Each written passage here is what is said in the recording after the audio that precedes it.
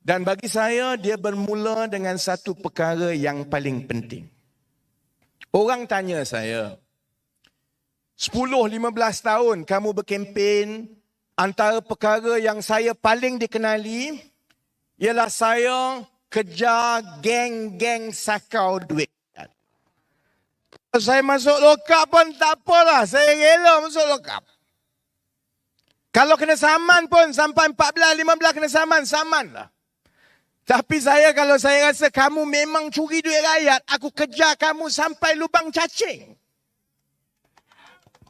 Semua nama-nama besar daripada UMNO Barisan Nasional yang dah sakau duit rakyat dan terbukti seorang demi seorang telah terpelanting keluar daripada politik. Kalaupun dia tak masuk penjara, dia dah tak boleh terus dalam politik. Shahrizad Jalil, saya boleh sebut antara pencapaian terbesar saya sebagai ahli politik, bukan menang, bukan jadi menteri. Saya boleh menamatkan kerjaya Jalil. Sebab dia dengan anak beranak dia ni memang tak malu. Curi duit projek satu hal. Curi duit lembu rakyat, kau gila. Tak malu. Cantik, semua rambut. Pergi gaya hebat, belakang-belakang curi duit lembu. Tak malu. Tak ada lah, Shahrizad tak ada lah. Bersara. Sampai sekarang, saya menang tau kes saya dengan Shahrizad. Keluarga dia patut bayar saya 400,000. Sampai sekarang dia tak bayar saudara-saudari. Bukan saja dia tak malu curi. Ni duit lembu rakyat ni, bukan saja dia tak malu. Masuk mahkamah semua dah kalah. Bila kalah pun dah dekat setahun, dia tak malu. Dia tak bayar lagi duit aku. Shahrizad Jalil. Dulu, Najib dengan Rosmah. Apa dia tak buat? Dia tangkap. Ada satu masa tu 2015 saudara-saudari. Tiap-tiap 2 minggu saya masuk lokap. Lepas satu.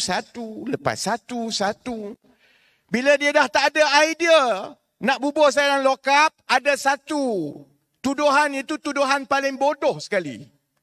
Rakyat Malaysia pun dah lupa. Saya pernah ditangkap dan bubuh dalam lokap atas tuduhan cuba bom Kuala Lumpur. Muka ni nak bom Kuala Lumpur. Tak buat lah. Dia dah buat macam-macam sebab awal-awal tu dia ingat kalau dia bubuh saya dalam lokap, dia tangkap, dia saman, saya akan putus asa. Ada orang kata Najib dengan Rosmah ni banyak duit, berkuasa, hebat. Dia takkan kalahnya.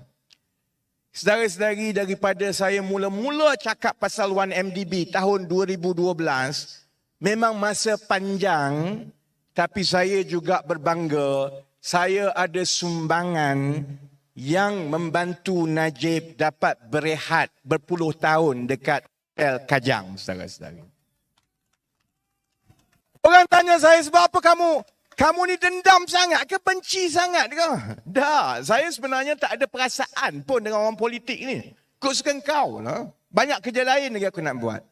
Tapi, kalau kamu makan duit rakyat, dan mereka bukan makan 1 sen, 2 sen, 10, 20 ringgit, saudara-saudari. Mereka makan ratus-ratus juta, bilion ringgit. Bila dia ambil duit rakyat yang bilion-bilion ini, dahlah kita ada masalah dalam menguruskan ekonomi negara kita tiap-tiap hari. Dahlah kerajaan UMNO Barisan Nasional tak ada idea, hilang punca macam mana nak selesaikan masalah. Kamu pergi curi pula duit, maka makin susah, mana-mana kerajaan pun yang ambil alih, susah untuk kita nak perbaiki keadaan. Dan setiap kali mereka curi duit rakyat, beban tanggungan hutang itu kita akan tanggung sampai 10, 15, 20 tahun akan datang. Orang kata, tak payah cakap lah pasal MDB ni dah habis dah, Najib dah dalam ke dalam. Najib ke dalam tu yalah. Hutang yang 30 bilion itu masih lagi kita tanggung. Hutang itu kita akan tanggung sampai 10-15 tahun akan datang. Sama juga yang terkini pasal Kapal LCS, kapal. Orang Sungai Besar faham kot. Kapal-kapal ni orang Sungai Besar lebih faham dari tempat lain. Orang beritahu saya, sudah-sudahlah kapal tu. Laksmana tu dah kena pun tangkap. Dah kena pun dakwa. Laksmana tu bilis dari. Kita semua tahu tak ada pegawai kerajaan yang berani buat keputusan sedemikian kecuali ada tangan-tangan gaib yang lain. Dia bukan bodoh, dia Laksmana. Dia tahu perkara-perkara ni kalau buat akan ada masalah kecuali ada tangan-tangan gaib. Baik ya? Kita akan terus kejar tangan gaib ni. Tak apalah. Nanti tunggu 3, 4, 5 hari, makin dekat dengan kempen penamaan calon, dia keluar baliklah LCS ni. Dia keluar baliklah cerita meriam. Saya tumpu soal kapal, soal meriam, kerana saya nak tunjukkan UMNO ni gila. Bersatu ni gila. Dulu curi lembu, kamu dah curi. Wang rakyat melalui 1MDB, kamu dah curi. Sekarang lembu dah tak ada, wang rakyat semua dah tak ada, meriam pun kamu curi. Gila ke apa meriam? Kapal pun kau curi. Lepas ni saya kemah ni semua ni habis kena sapu semua ni. Baik Yang itu saya tunggu. Ada cerita baru? Ada lah, banyak lagi cerita dia. Cuma saya nak tumpu kepada soal ini. Kenapa kita kena benci kepada geng-geng yang sakau duit rakyat ini? Kalau yang dalam UMNO pun kita kena lawan. Saya berdoa, kalau ada di kalangan pimpinan Pakatan Harapan yang curi duit rakyat, saya cukup gembira dan berdoa mereka semua duduk sebelah Najib dalam dekat hotel Kajang. Saya tak takut kata sebab memang aku tak ambil 1 sen pun. Saya tak ambil, saya tak takut. Kalau ada pimpinan Pakatan Harapan, kamu buat yang sama, kita tolong ramai-ramai pakai truk ni hantar dia pergi kat. Biar dia jadi kawan baik dengan Rosmah, dengan Najib lepas. Sebab bila mereka ambil wang rakyat, kesan dia besar. Saya bagi contoh PT-PTN, saudara-saudara. Orang kata Pakatan Harapan, mana kamu nak kata hapuskan PT-PTN? Padahal saya bawa cadangan untuk hapuskan PT-PTN tahun 2011. Dah 11 tahun yang lepas. Masa itu, hutang yang negara tanggung daripada PT-PTN 20 bilion. Saya kira-kira balik, kalau 20 bilion ini dengan kedudukan kewangan kerajaan masa itu, kita boleh refinance. Maksudnya kita pinjam duit pada kadar yang lebih murah, kita bayar, dan pinjaman yang kadar yang lebih murah itu, dalam 3-4 bilion tiap-tiap tahun, kita boleh bayar balik sampai 5-6 tahun, hutang PT-PTN 20 bilion selesai, dan tanggungan kepada negara tak berat sangat sebab hanya 2-3 bilion tiap-tiap tahun. Lagipun kalau serahkan kepada UMNO Barisan Nasional, 2-3 bilion ini sekejap je dia sapu. Kapal tu pun dah dekat 7-8 bilion dia sapu sehari-hari. Baik, itu tahun 2011. Hutang PT-PTN 20 bilion. Malangnya masuk pilihan raya 2013, Najib menang. Walaupun menang sikit je. Undi rakyat pakatan yang menang. Tapi oleh sebab itu, dia tak ambil apa-apa tindakan mengenai PT-PTN. Masih ada lagi pihak-pihak yang menyalahgunakan PT-PTN. Maksudnya, kolej dia tu tak seberapa. Institusi pengajian swasta dia tu kira jenis-jenis yang rumah kedai je pun. Dia tawarkan pinjaman kepada pelajar-pelajar dalam keadaan ijazah diploma yang dia bagi itu sebenarnya tak ada nilai pun dengan pasaran kerja. Jadi budak-budak kampung ni, Dia akan telefon, pakcik, anak pakcik dapat 1A kan? 1A, tak apa pakcik, tak boleh pergi universiti, tak apa. Saya akan bagi beasiswa kepada pakcik. Kalau pakcik bawa anak pakcik daftar di kolej saya, maka kami akan bagi laptop, kami akan bagi duit dan segala-galanya. Anak pakcik ada peluang untuk ada ijazah. Orang kampung, orang miskin, orang biasa.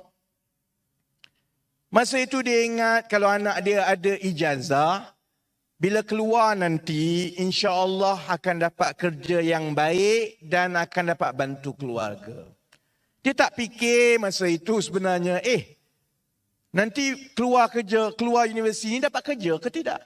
Jadi maka banyak anak-anak Melayu, anak-anak India dan juga yang Cina yang masuk ke institusi pengajian swasta untuk ijazah-ijazah yang sebenarnya tak laku pun, tapi terpaksa menanggung hutang sampai 30-40, ada yang sampai 70 ribu ringgit, saudara-saudara.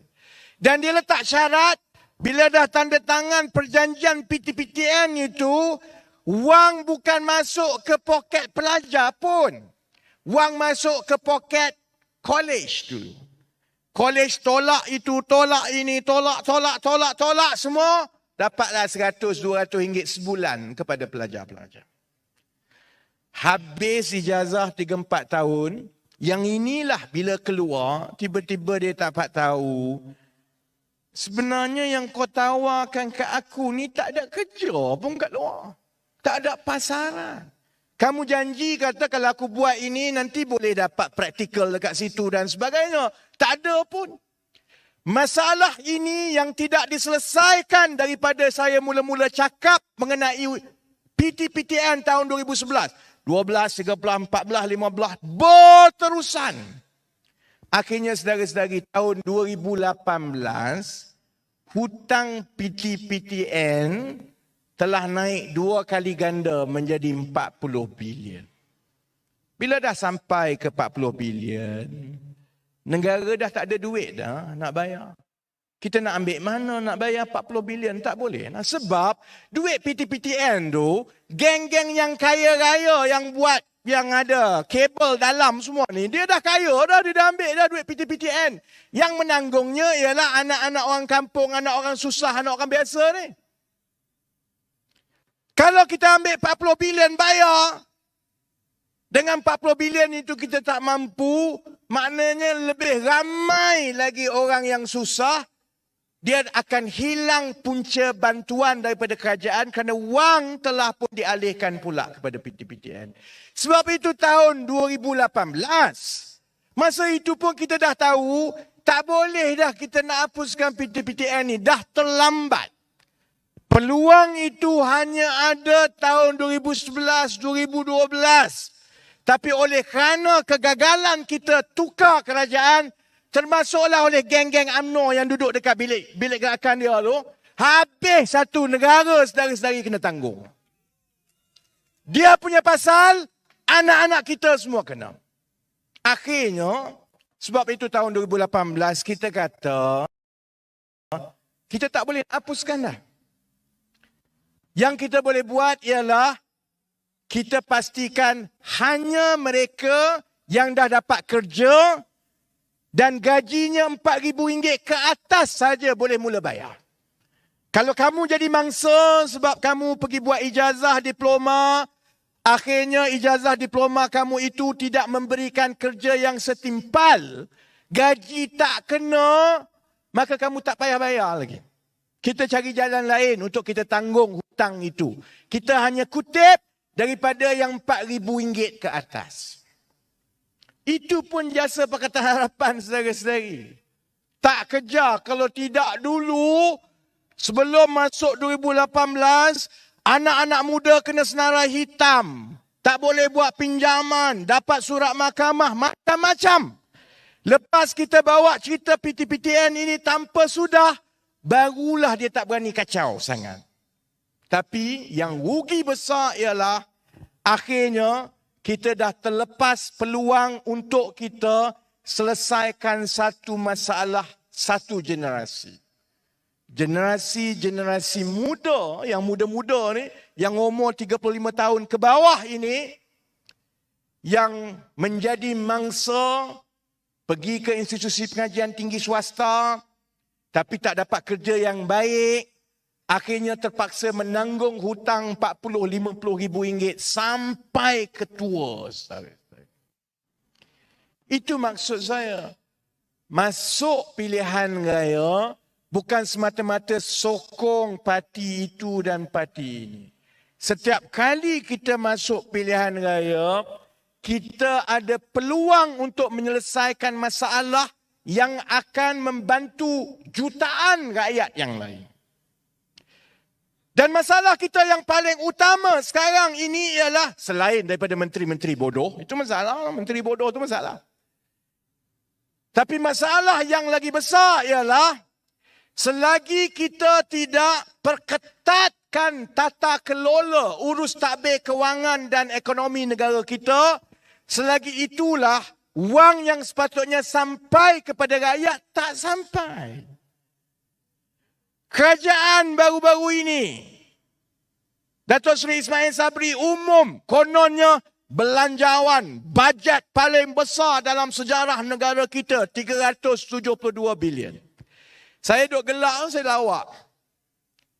Lepas ini, kalaulah Pakatan Harapan menang, kalau Menteri Kewangan tu duk gebang kata, saya sebagai kerajaan cukup baik kerana saya telah peruntukkan bajet yang paling besar dalam sejarah, boleh gelak dan ludah dekat dia, saudara-saudara.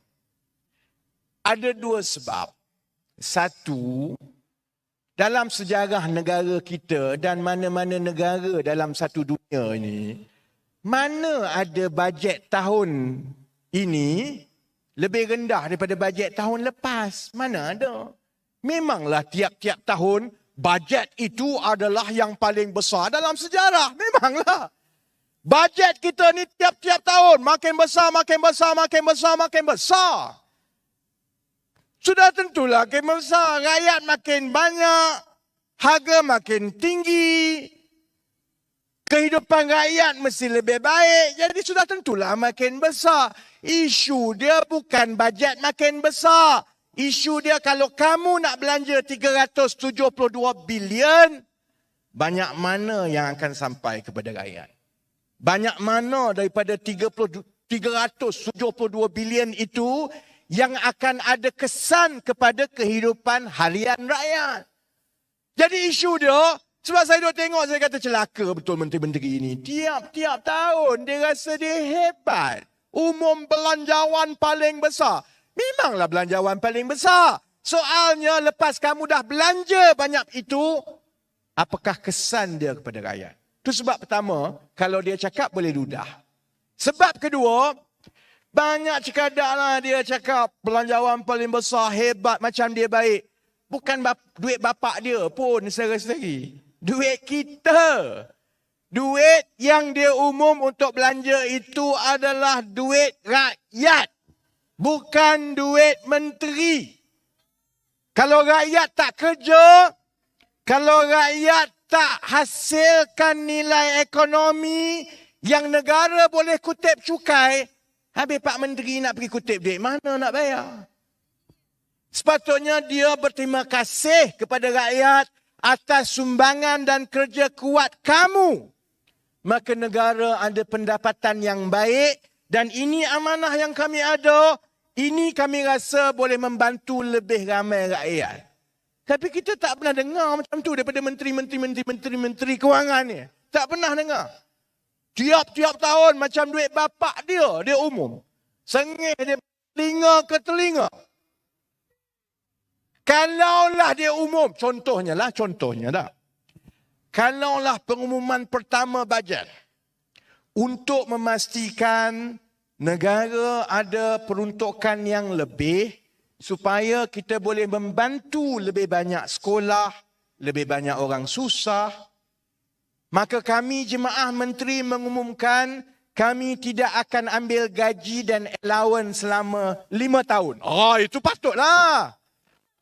Kalau dia buat macam itu, saya tak ceramah lah, diamlah aku.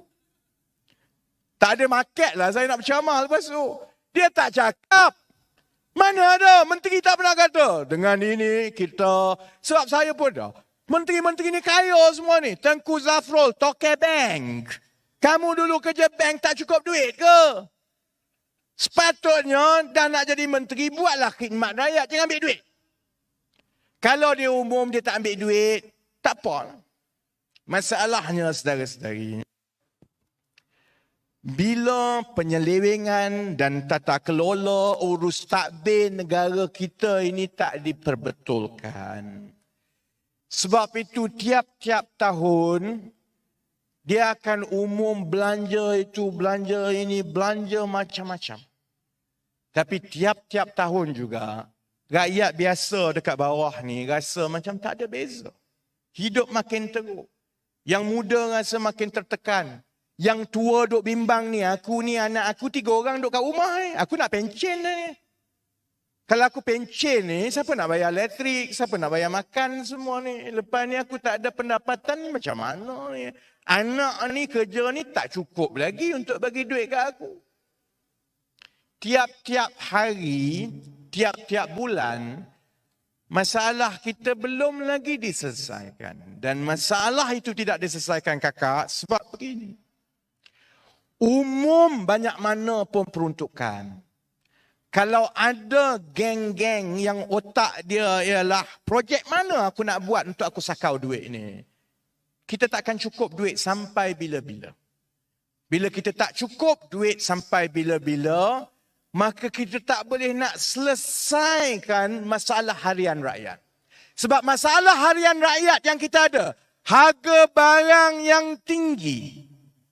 Sekolah-sekolah kita yang terlalu dah tak cukup tempat dah untuk pelajar-pelajar kita. Saya terkejut badak baru ni belanjawan. Bajet baru ni Menteri Kewangan umum dengan bangga. Tahun ini kita akan membina 5 sekolah baru. Gila. Kalau Menteri Besar Selangor umum 5 sekolah, aku fahamlah juga. Satu Malaysia, 5 sekolah je kau buat. Gila. Sedangkan masalah kita yang cikgu, yang ibu bapa semua tahu, sekolah rata-rata ni satu kelas sekarang dah 40 orang. Kalau di kawasan Selangor, banyak yang perumahan-perumahan baru, isu utama dia tak cukup sekolah. Kamu boleh bangga bina 5 sekolah je. Sepatutnya tiap-tiap tahun bina 50 sekolah, 50 sekolah, 50 sekolah. Masalahnya kalau tanya dia, dia kata macam mana nak bina 50 sekolah? Duit tak ada. Duit tak ada saudara-saudari, sebab duit telah kena sakau. Sebab itu walaupun saya kadang-kadang tak nak cakap sangat pasal rasuah, pasal penyelewengan, saya juga harap saudara-saudari adik kakak yang dengar faham bahawa masalah utama kita selain daripada menteri-menteri bodoh ialah kita makin kurang wang. Dan kita kurang wang kerana apabila ada politikus-politikus yang rakus makan duit ini, setiap projek besar kerajaan dia tengok berapa persen dia boleh ambil. Setiap projek yang bilion-bilion dia fikir berapa banyak dia boleh sakau untuk cucu cicit dia. Dan saya tak payah pergi jauh lah.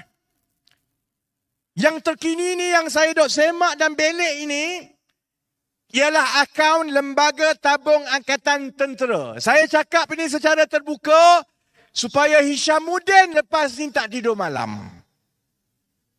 Supaya Ismail Sabri tak tidur malam. Sebab saya tengah belik akaun Lembaga Tabung Angkatan Tentera. Sebab anak-anak syarikat Lembaga Tabung Angkatan Tentera lah yang terlibat dengan LCS. Dan bila anak syarikat LTAT ni dia ambil alih projek zaman kroni zaman dahulu. Zaman Tun Mahathir dulu. Zaman Tun Daim dahulu. Projek tu dah gagal. Bila projek tu gagal, bagi pula kepada anak syarikat LTAT, dia kena tanggung hutang dan kerugian yang dah berbilion-bilion pun. Lepas tu dia kena buat pula 6 biji kapal. Nak buat 6 biji kapal, mana nak tampung hutang dulu yang rugi, mana pula yang ini pula kena sakau lagi. Akhirnya, sekarang ini bila dah tersepit, sebab rakyat dah marah kapal tak siap, maka LTAT kena fikir, macam mana anak syarikat aku nak siapkan kapal ini, duit tak ada. Kerajaan kata, aku tak boleh bagi duit banyak dah. Kalau aku bagi duit banyak nanti, Rafizi bising lagi, Parlimen bising lagi. Jadi kau kena pandai-pandai siapkan kapal ini dengan wang yang ada. Masalahnya LTAT mana ada wang sangat dah. Nak dijadikan cerita lagi, nak buat kapal, dia kena main dengan kroni-kroni, dia lantik kontraktor, kemudian dia lantik subkontraktor lagi, sub ni. Semua sapu duit, saudara-saudara. Masalahnya dia dah tanda tangan perjanjian. Bila dia tamatkan perjanjian, sebab duit dah kena sapu, memang tamat perjanjian, maka tiba-tiba nanti anak-anak syarikat LTAT ini sekarang berdepan saman beratus-ratus juta ringgit daripada sub kontraktor yang mereka lantik. Jadi saya faham kalau saya jadi LTAT sekarang, mampu aku. Duit dah memang tak ada. Lepas tu nak kena bayar saman ni lagi.